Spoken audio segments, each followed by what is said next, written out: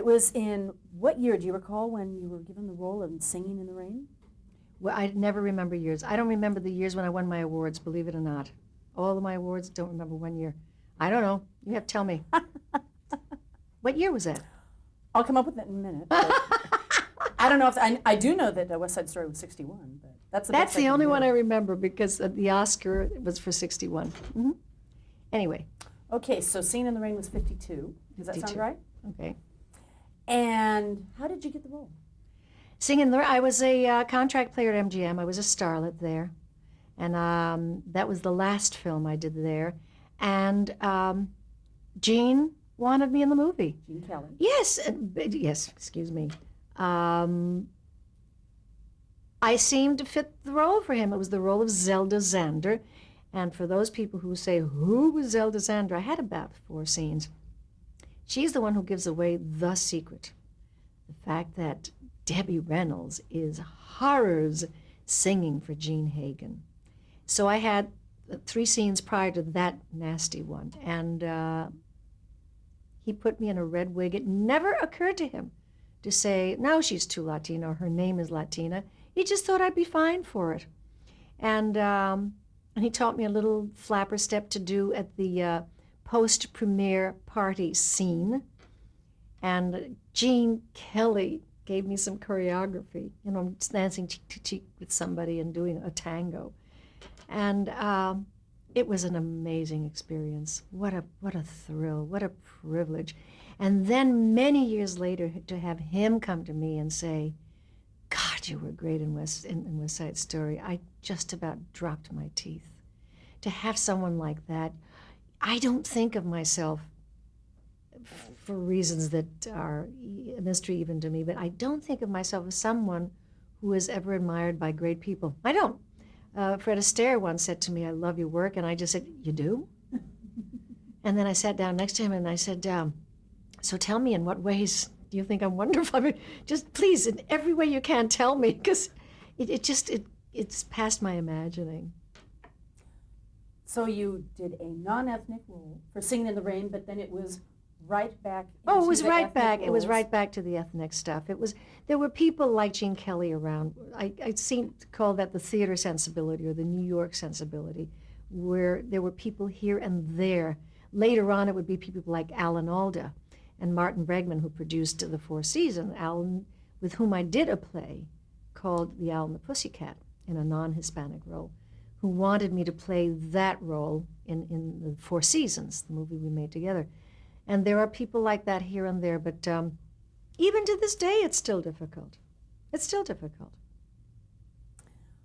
The one role I was leading up to was the role in The King and I. Mm-hmm. It wasn't even a Hispanic role. That wasn't Hispanic, but it was another dark-skinned, dusky-skinned beauty. In fact, I remember I was a contract player at Fox, and so was France Nguyen. Beautiful, beautiful girl who was part Vietnamese and part French, who would really have been, it would seem to me, more right physically for it. And she was just breathtaking. And in fact, I thought she would get it. But maybe it's because she didn't have any kind of a musical background, because I know she screen tested for it. I was a contract player, and I got it. No, she was not a contract player at the time. That's the other reason. They tried to use their people. And I, at that time, seemed like the most likely choice. You know, I was the equal opportunity, all-around ethnic person for a long time. Did you want that role? Oh yeah, I really did. I thought it was a beauty. I had seen it in New York. I had seen the Broadway production, and I was just, when I was tested for it, I must have lit every candle. I lit my fingertips, you know, everything, in the hopes that I would get that role, because it was also a very, very important film.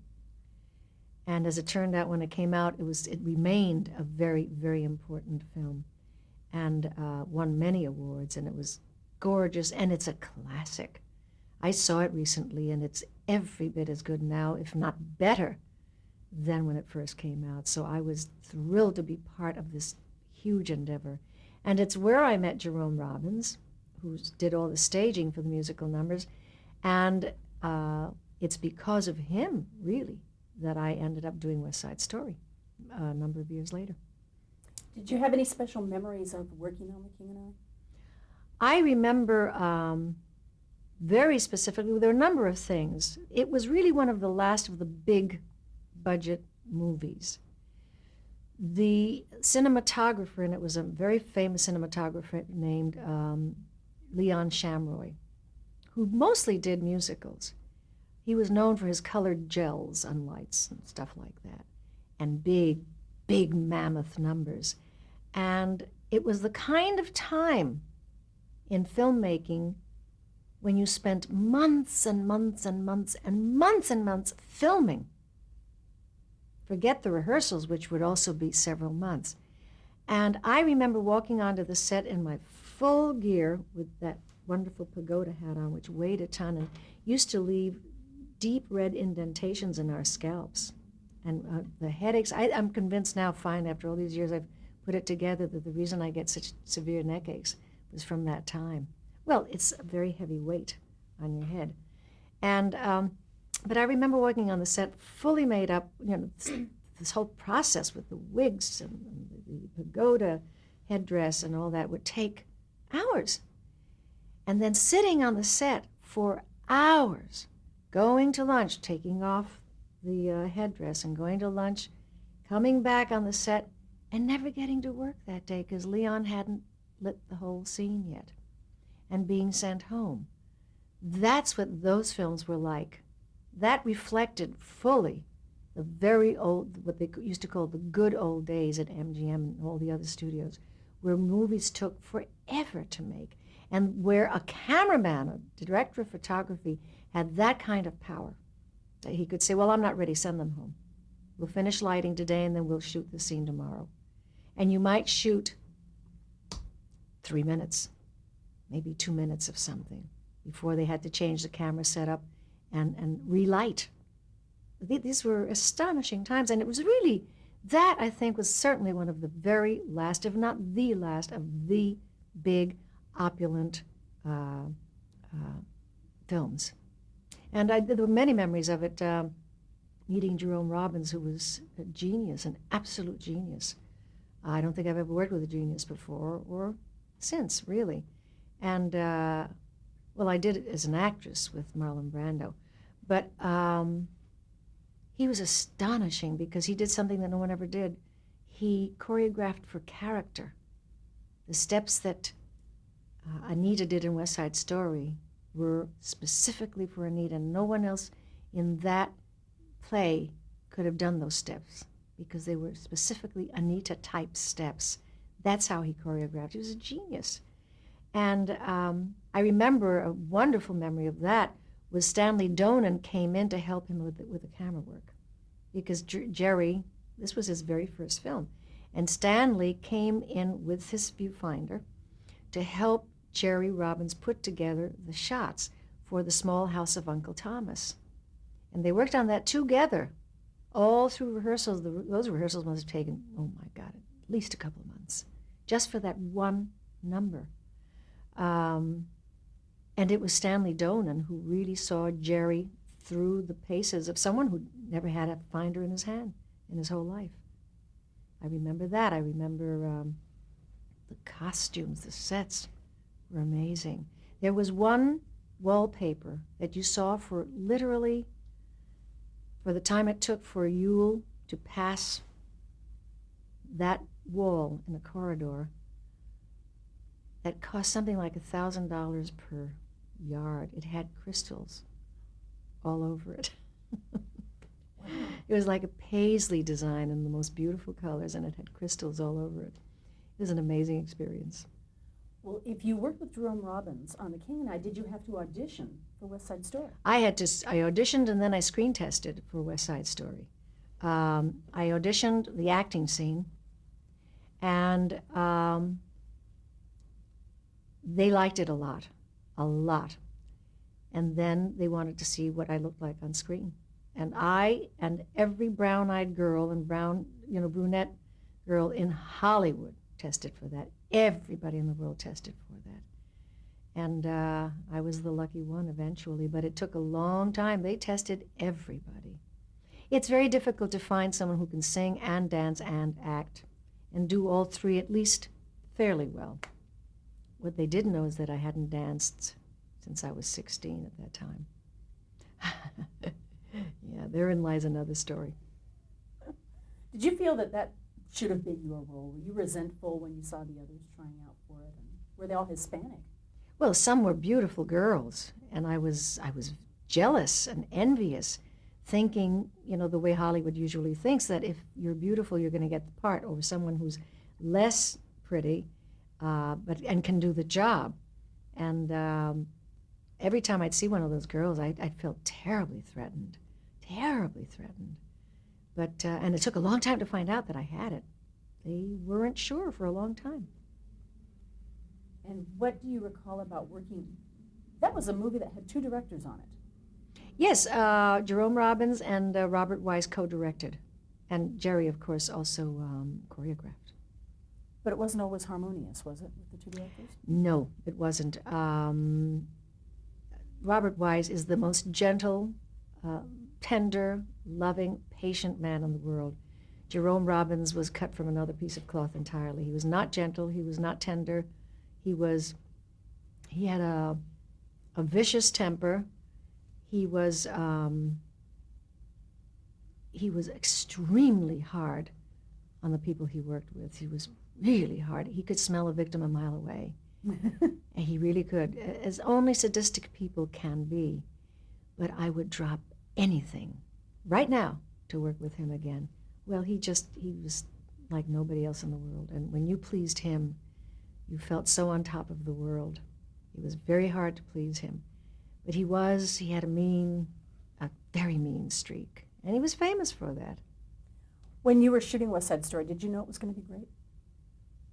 No, I didn't know it was going to be great. In fact, when I found out that they were going to initially show the film in one theater in New York at the Rivoli on a reserved seat basis, I said to George Chakiris, with whom I was very close, "Oh, well, that's it. We don't stand a chance. There were no stars in it.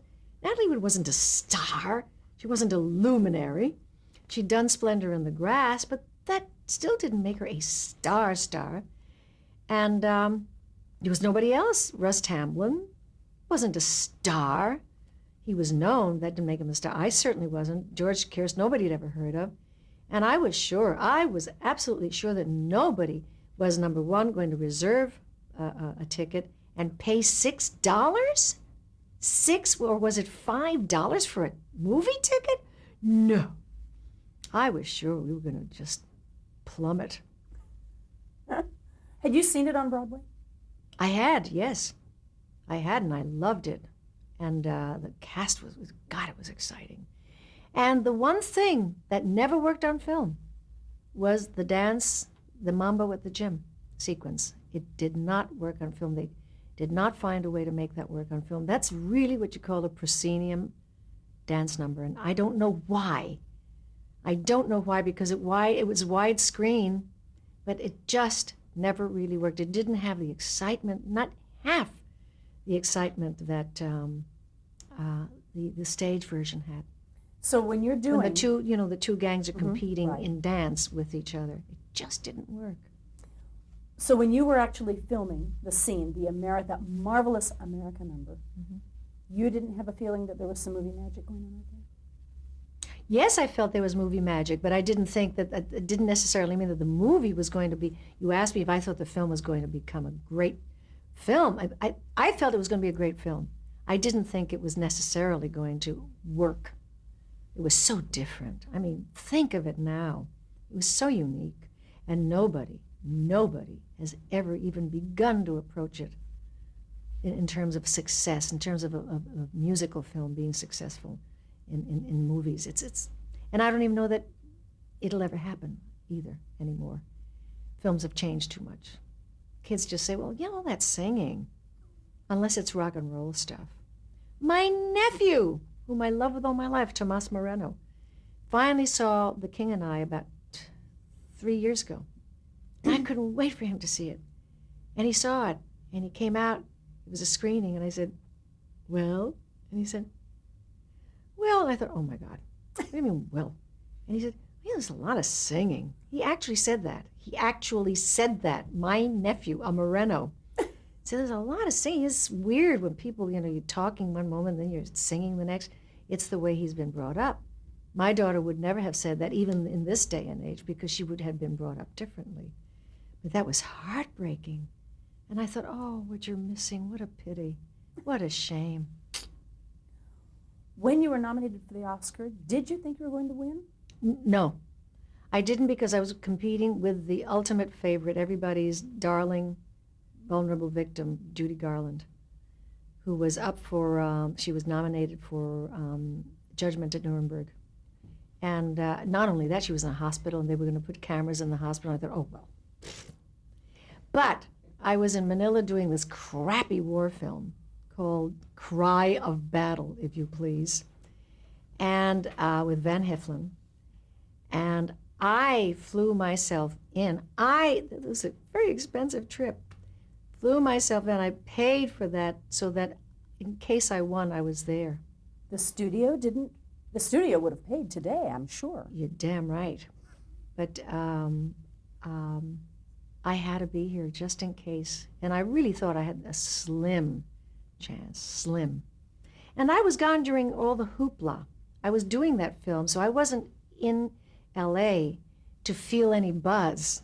I may have gotten a certain kind of hopeful buzz had I been in town. Because apparently at that time, particularly our producers were saying, oh, we're gonna garner a whole bunch of awards. And they certainly thought I was one of the ones, and that George Chakiris was one of the ones who stood a pretty good chance. But I just came from Manila. I was isolated out in the Philippines, and I didn't get any of that, so. Nowadays they campaign for Oscars, interviews. Well, no, magazine actually, covers. yeah, that's true. Well, I think they were doing that then. It's just that I wasn't in town. I was in the Philippines making The Rent. Did you ever get the Oscar engraved? Oh, yeah, they do. You're not allowed to have it till it's engraved. Oh, because I read an account that said you just got right on the point of the Oh, no, Oscar. wait a minute. No, I'm wrong. They normally do that. They take it back and engrave it. I did not. I took it with me. I clutched that guy, and I did a special, a 2-hour television special in Japan after I finished the movie that I was making. And I carried him with me everywhere I went. Everywhere I went. That's right. And Yep. where is it now? Oh, it's in my house. But I mean, On display. It's in the living room. Okay. It took me years to put them on display because I just felt it was such a show-offy thing to do. Until somebody finally said to me, Oscars or prizes like that, what did she say to me? Because I always said to her, I don't have my awards out because I just feel it's so pushy. And she said, Rita, those are awards, those are not trophies, and they are earned. Awards are earned. Trophies are given. And I thought, well, she's right. I earned that. And how did it change your career? The Oscar, not one whit. But that's happened before. That's not unusual, particularly when you're in a featured role. If you're in a leading role, it really does make a difference. But it didn't make a difference, and particularly because again, it's the Latina business. I was offered more roles like Anita, only in inferior movies, gang stuff. And once I got the Oscar, I said, no, I'm not going to do any of that stuff anymore. And I showed them. I didn't make a movie for 7 years. I did theater, mostly regional theater, summer stock. I did television, but I didn't make a film. Did you have an agent who was going nuts over this? I don't know that he was going nuts. I think they're so used to that, He really tried. He tried so hard, and the only things that were offered to me were gang things, and he knew I didn't want to do them. So that was that. I didn't get a movie till 7 years later, and it was with Marlon Brando, who, in fact, with whom I was very friendly, having been boyfriend and girlfriend for many years prior to that. He said, I think I got a film for you, because we used to talk on the phone regularly, and I said, you're kidding? Really? And it was a film called The Night of the Following Day, which was to be made in France. And he said, yeah, I think you'd be good for this, and you need a movie, don't you? I said, ooh, yeah. And I got the part. Really, due to him, the producers didn't especially want me. But he said, come on. You know, he knew it was a little film. It wasn't a big deal. And I got the lead in it, which was wonderful. He made me put on a blonde wig. He said, come on, change your image. And actually, I didn't realize it. I looked wonderful as a blonde. Interesting. But I think olive-skinned people can look marvelous as blondes. And that started my film career again. After that, I made a film with, I can't remember if it was Poppy with Alan Arkin or Carnal Knowledge with Jack Nicholson. It was one of those two. So you walked away from film, but you walked into some television. I did. I did more television. More, the same thing, The Run for Your Lives, all of those things, those series things where you were a guest actress on a whole bunch of stuff. Society was changing so much in the 60s. Mm-hmm. Were your roles changing? I'll tell you what I did after West Side Story. I went to London to live. That's right. That's what I did. That's what I did to get away from the temptation of accepting roles that I felt were detrimental to me personally and to my career. So I went there and did a wonderful musical called She Loves Me on the stage. And from there I went to New York and did another play called The Sign in Sidney Brustein's Window, Lorraine Hansberry's very last play.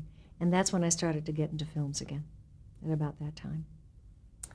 So if we do talk about TV in the 60s, were you still doing the ethnic roles? Were they starting to think of you more as an actress rather than a type? You know, I think that TV in the 60s, I did very little.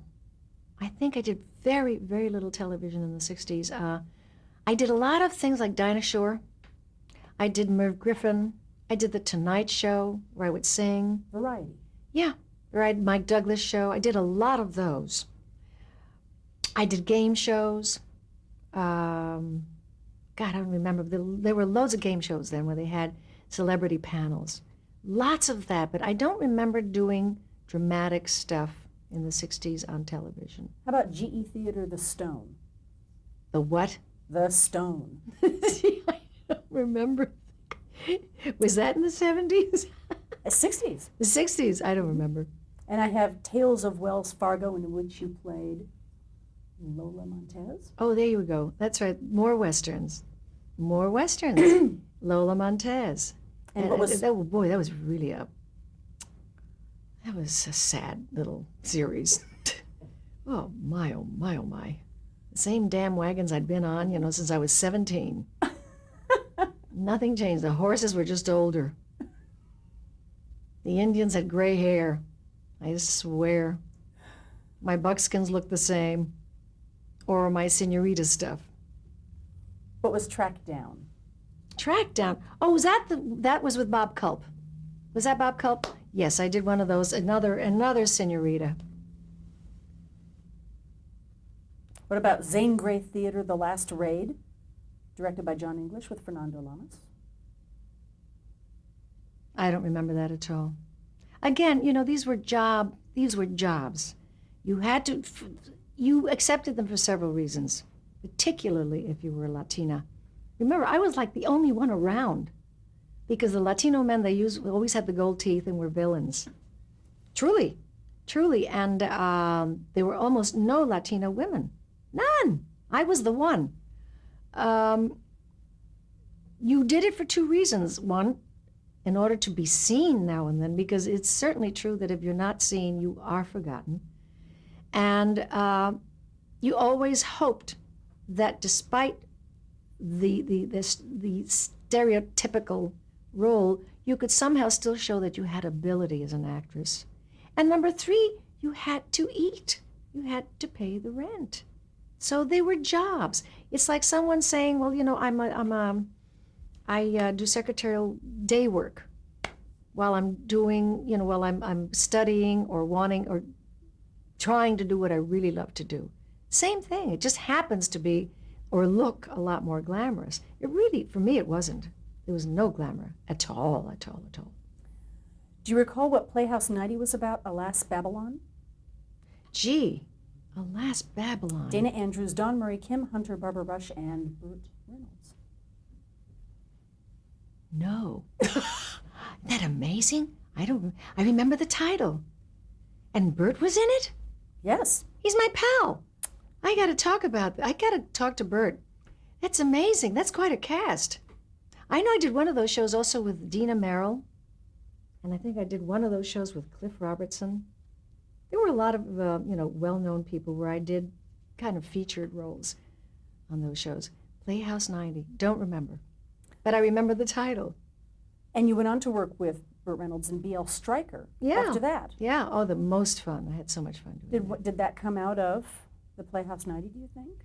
I don't know. I know this, that Burt Reynolds really, really appreciates actors. He loves and respects and admires actors. If I were to play his ex-wife, which is what I did in B.L. Stryker, it's because he wanted me there. He obviously thought that I was a wonderful actress and probably had always wanted to work with me, for all I know, because that's how he always ends up with certain actors in his shows. And it was just marvelous for me. She wasn't the stereotypical Hispanic. She wasn't Hispanic at all. She was really a rather arrogant, very funny character who plays his ex-wife, who goes around saying things like, "Do you know who I am? You can't treat me this way," and makes him crazy. She just makes him. She drives drives him wild. And so there was a marvelous chemistry between the two of us. Just lovely, lovely tension and comedy. And the pleasure of working with Bert in this show is that we improvised all the scenes I did, because somehow the dialogue never seemed right enough. So I'd say, "Do you mind if I say this?" And he'd say, "No, do you mind if I say that? And you mind if I say that instead?" And it would still be the same scene, but it would be more or less in my words or what I felt were the character's words. And that's how the scenes always turned out so funny.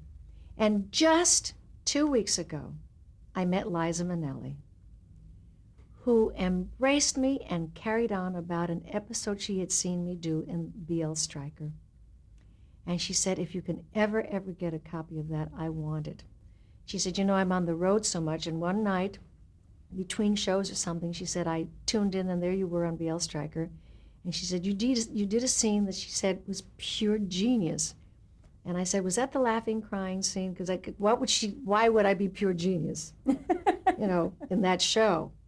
But I knew that there was one scene that was really quite marvelous, where my fourth husband has died, and I'm at his funeral, and Bert is sitting next to me as one of my ex-husbands, saying, "You're gonna miss him," and she's crying, and she says, "Yes." And he says, "And how did it happen?" She says, "Well, there we were, making love." And he said, "In the saddle?" She says, "Yes." And I had one other line, and then I start to laugh and cry, and I have this cackle. Anyway, I can't really duplicate it because that took an enormous amount of energy to do that. And I remember Bert saying after the first rehearsal of the scene, he says, "Okay, we're not going to rehearse this anymore." And he said, "Crew, cast, do not look at her. I don't want anybody laughing and ruining this because she can only do this so many times." Because I was really crying. And we did it twice. And I remember looking peripherally at one point, and the cameraman's like this. And some people had their faces on the floor, the crew.